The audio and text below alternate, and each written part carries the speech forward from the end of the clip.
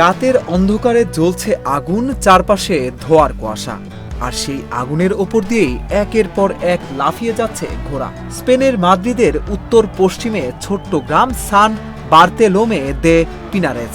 প্রতি বছর জানুয়ারির 16 তারিখে এখানে অনুষ্ঠিত হয় শতাব্দী পুরনো শুদ্ধিকরণ উৎসব, যার নাম লাস লুমিনারিয়াস।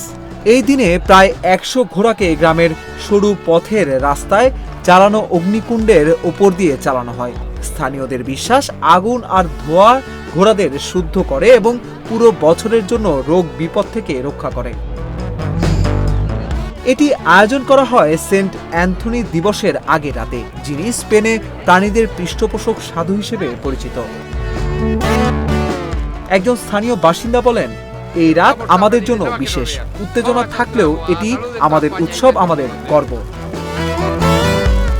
যদিও এই উৎসব নিয়ে প্রাণী অধিকার সংগঠনগুলোর সমালোচনা রয়েছে, তবে আয়োজকদের দাবি ঘোড়াদের নিরাপত্তায় বিশেষ ব্যবস্থা নেওয়া হয়। লেজ ঢেকে দেওয়া হয়, কেশ বিনুনি করা হয় যাতে আগুনে কোনো ক্ষতি না হয়।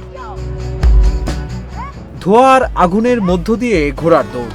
এই উৎসব শুধু শুদ্ধি নয়, এটি স্মৃতি, ঐতিহ্য আর প্রজন্ম থেকে প্রজন্মে বয়ে চলা বিশ্বাসের প্রতীক। অভিষেক তরফদার, অঞ্জন, ইন্ডিপেন্ডেন্ট ডিজিটাল।